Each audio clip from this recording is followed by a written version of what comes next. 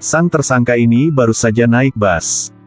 Ketika dia melihat tatapan seorang polisi, dia punya firasat bahwa situasinya akan sangat buruk. Berbalik, dia mengedipkan mata pada sang pengemudi yang juga tangan kakinya. Beri dia tanda untuk menghentikan mobil. Sang sopir Lasen segera mengerti niatnya. Bus berhenti tepat di depan halte. Tersangka dengan cepat turun dari bus dan melarikan diri. Sang polisi memperhatikan dengan diam tetapi tetap tidak buru-buru keluar dari bus. Sebaliknya, dia membidik sang pengemudi. Saat itu jam sibuk. Dia tidak bisa memanggil taksi dalam waktu yang lama. Sebuah mobil pribadi berhenti.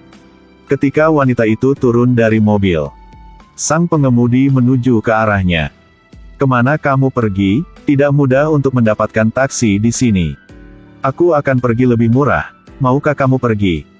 Dia pikir ini adalah taksi yang tidak resmi. Setelah menawar harga, dia masuk ke dalam mobil. Dia tidak tahu mobil ini diatur oleh polisi. Polisi wanita ini segera mengikutinya. Sepanjang jalan, polisi yang tiba di tempat tujuan, dengan cekatan mengungkapkan kepada para pengikut di belakang. Tersangka menyadari ada yang salah dengan jalannya. Pada saat ini, Sudi berbohong bahwa jalan di depan sedang dibangun. Jadi dia harus melewati jalan ini untuk keluar. Dia juga membantu seorang teman membawa barang-barang pada saat yang sama. Pria ini mulai merasa tidak aman. Dia segera membayar dan ingin keluar dari mobil. Tanpa diduga, Sudi tiba-tiba meningkatkan kecepatan mobil saat ini. Langsung menghadapinya dan memintanya untuk menyerahkan diri. Jika beruntung, dia bahkan mungkin mendapatkan pengurangan hukuman. "Kamu siapa? Jika tidak berhenti aku akan menembakmu. Dengarkanlah, pada kecepatan ini, jika kamu menembak, mobil akan terbalik." Melihat Sudi mendekati kantor polisi dan ada sebuah mobil polisi yang mengikutinya, dia mulai marah. Dia mengulurkan tangan dan meraih setir. Mereka berdua berkelahi di dalam mobil. Mobil berbelok di jalan, dan polisi-polisi mengikutinya di belakang. Mereka siap bertarung kapan saja. Karena tidak bisa mengendalikan Sudi, dia terpaksa membuka pintu dan melompat keluar dari mobil. Sudi segera mengeluarkan pistolnya dan mengejar. Mobil polisi di belakang tiba. Dari sisi lain, mereka mencegatnya di puncak lereng. Akhirnya, mereka berhasil menangkapnya.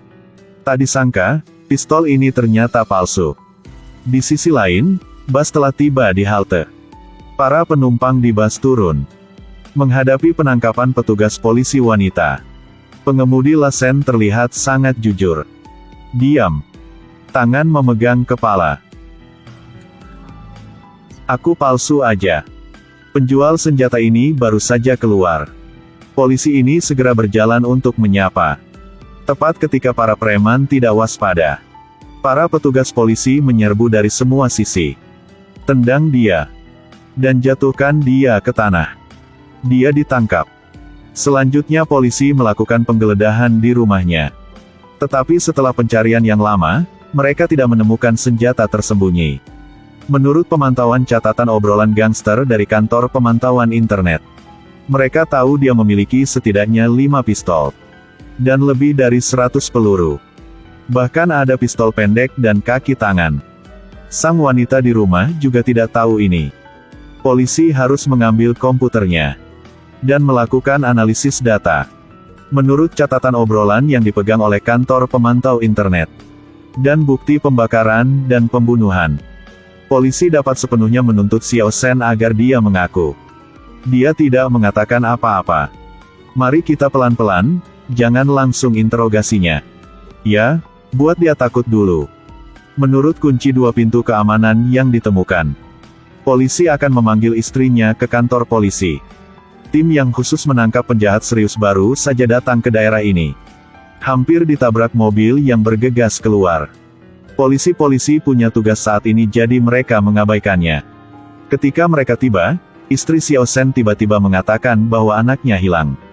Polisi langsung sadar. Mungkin mobil yang tadi adalah mobil penculik.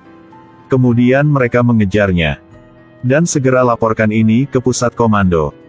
Melalui kamera pengintai lalu lintas, dalam waktu 5 menit, pusat komando menemukan lintasan kendaraan yang mencurigakan itu. Tim SWAT segera mengambil tindakan. Mereka memblokir jalan di sekitar.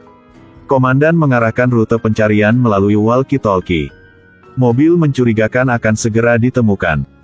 Kemudian mereka mengumumkan bahwa mobil itu melaju dari timur ke barat di jalan besar. Akhirnya mobil target ditemukan. Pada saat yang sama, polisi turun tangan pada lampu lalu lintas yang perpanjang waktu tampilan lampu merah di jalan. Ini sangat memperlambat kecepatan pelarian para penjahat. Polisi berada di persimpangan dan berhasil menghentikan kendaraan yang mencurigakan itu. Berhentilah. Letakkan pistolnya. Turunlah. Bawa anak itu ke sini. Bocah. Ada apa dengan anak itu? Kenapa dia pingsan seperti ini?